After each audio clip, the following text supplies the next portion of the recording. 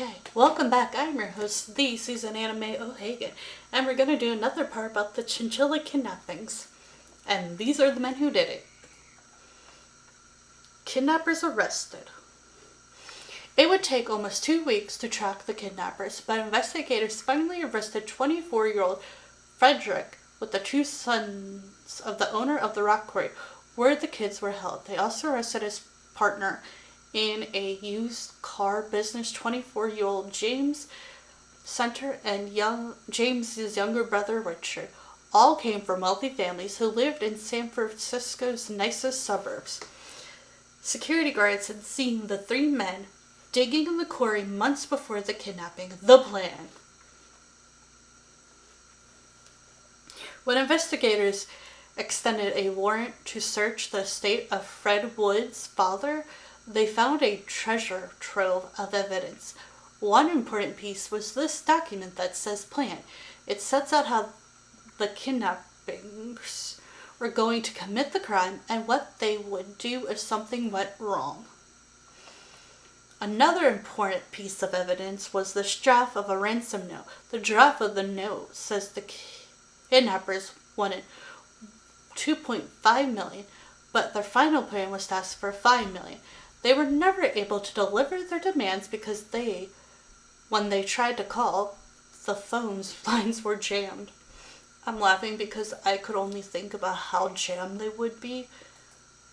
And I'm thinking how jammed they would be this day and age if they did that. Like, you'd have cell phones, regular phones, everyone texting media. Like, it would be everywhere. Like, no. And he wrote it down. Another piece of important evidence was this list of the kidnappers' children's names written on the back of a Jack-in-the-Box wrapper. The kidnappers wrote them down as they pulled each child from the van. When later tested by investigators, they found fingerprints for 2 of the 3 kidnappers. Parole hearings. I know one of the ladies who was in the Chowchilla kidnappings went there all the time because I watched like a bunch on this case. The kidnappers were all eventually sentenced to life with the possibility of parole. There were more than 60 parole hearings total for the 3 kidnappers. 26 years after the kidnapping,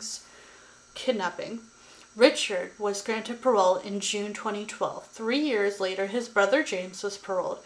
Judy, who went to almost all of the parole hearings, is pictured at Fred Wood's 15th parole hearing in 2018. Kidnapper Fred Woods. Fred Woods, the last kidnapper in prison, was granted parole on August 17, 2022, after 17 previous denials. Survivor Jennifer Brown Hyde. Jennifer Brown Hyde is the wife, mother, and executive assistant. Until just recently, she could not sleep without a nightlight. Survivor Michael Marshall. I think this is the one who had to push and he helped, and I think he was the oldest. Michael Marshall is a father and long-distance trucker. He has a therapy dog, Blue. He says, I rescued him before he was a year old, and now he rescues me every day. Survivor Larry Park. Larry Park owns a handyman business and volunteers as a pastor at a local church. He says he has forgiven the kidnappers. You are a much better man than most. Judy, I liked her. I saw videos of her on 48 Hours and she was amazing. Stayed in Chowchilla, where she opened a hair salon and raised a son. She said the kidnapping affected her throughout her life. I think it made me not a good daughter, not a good sister, not a good aunt, especially not a good mom, and probably not a good friend. I try to be those things, but it seems like it just took something from me that I can never get back, she told 48 Hours. She passed away in 2021. The reason I liked her was because she went to the parole hearing. She tried to make sure they did not get out before it was time. She was amazing. Whew. I'm gonna start crying because, 26 kids were buried alive in California. A new CNN film shows how one plotted their escape, and what happened years later. I have not seen this film. I've heard this film and I tried to look it up, but there is nothing there. In 1976, gunmen stormed a school bus carrying 26 children ages 5 to 14 and their bus driver in Chowchilla, California. As part of a ransom plot, they drove the hostages into a rock quarry and forced them into what could have become a mass grave.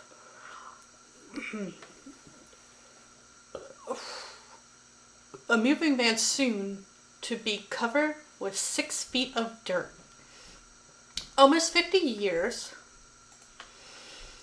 those students have become unwitting pioneers in what child trauma can look like decades later.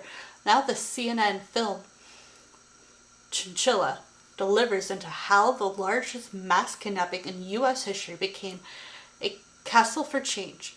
There is the 14-year-old hero who deserves a cunning escape to free the hostages, but didn't get due credit and spiraled down a dark chasm of substance abuse.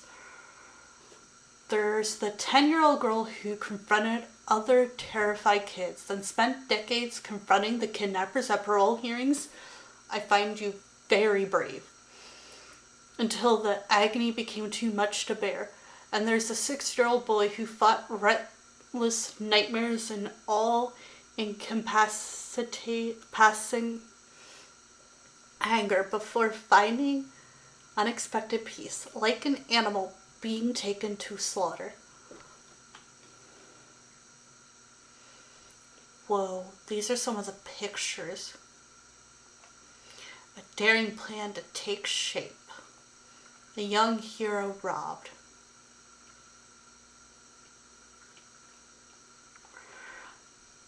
Justice freed the kids who went to officially report the ordeal to police. Nearby, news crew gathered. As Marshall walked past them on his way home, a broad grin eclipsed his exhaustion.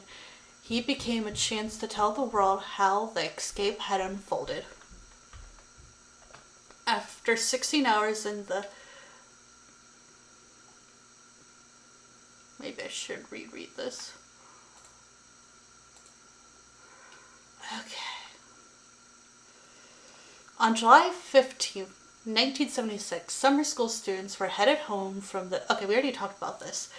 The gunman drove into a tractor trailer. It was just stuffy, said Larry Park, who was 6 at the time.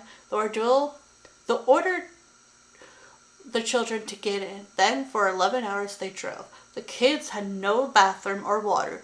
Some whimpered and cried. I remember 10-year-old Judy was one of the oldest girls who tried to keep the younger kids calm somewhat. Recalled Jennifer Brown, who was 9 at the time. I felt like an animal being taken to slaughter, she said. Their vulture unnecessary length route ended after nightfall at a rock and gravel quarry near Livermore. About 100 miles away from Chowchilla, the kidnappers ordered the children and their bus driver into a moving van hidden underground. It was like a coffin. Linda, who was 10 at the time, told CNN 2015, it was like a giant coffin for us all. The dark chamber, outfitted with some mattresses and meager snacks, quickly filled with the stench of vomit and filth by the searing California heat. A daring plan takes shape. The lone adult underground bus driver, Ed Ray, was reluctant to try to escape, fearful that somebody was up there just waiting, Brown and Hyde recalled. But Michael Marshall, who was 14, was willing to take the chance. I thought to myself, if we're going to die, we're going to die getting the heck out of here, he recalled in Chowchilla. It seemed the only way out might be through a sealed manhole at the top of the entombed van.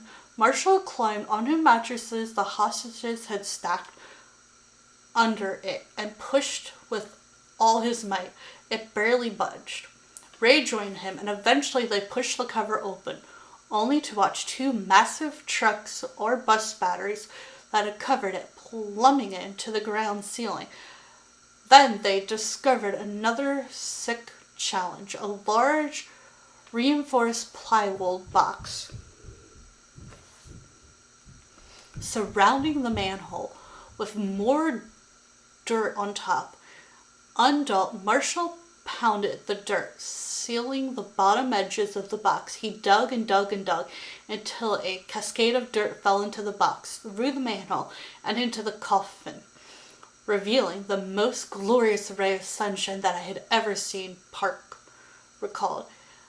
After 16 hours in the suburban heat, suburban heck, the 27 hostages climbed their way to freedom, but the effects of the kidnapping would soon plague the children in ways he had a chance to tell the world. Then, out of nowhere, Principal Tatum stepped in and said, "Why don't we just give them a break, boys? Let them go home, get some sleep," Marshall called. And so we got in the car and left. The diversion would haunt Marshall for decades. "It was my chance to tell the world what happened, getting out and everything," he said. "And I didn't do it. I let the grown-ups do it." People across the country quickly assumed Ray was the hero, and lavish praise for the humble bus driver followed. One report declared the children had been saved due to the heroic efforts of the bus driver, Ed Ray.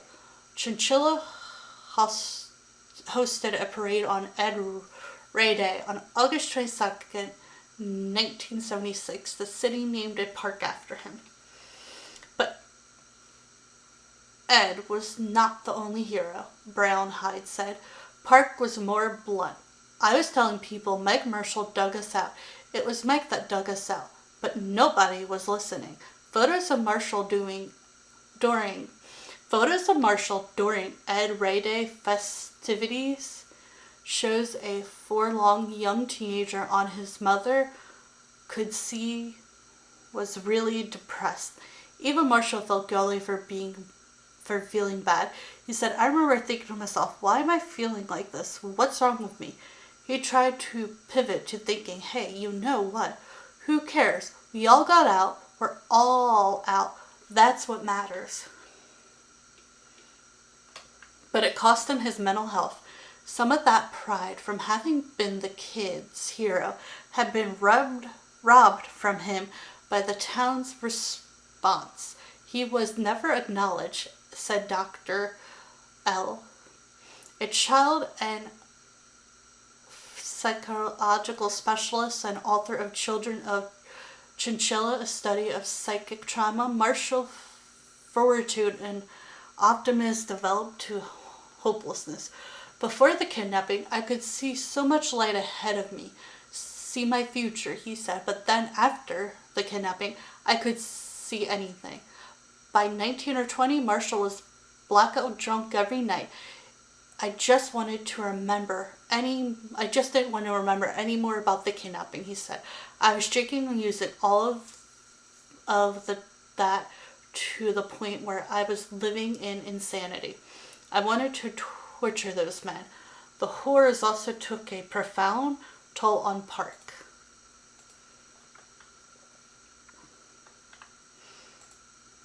I guess we'll do another part.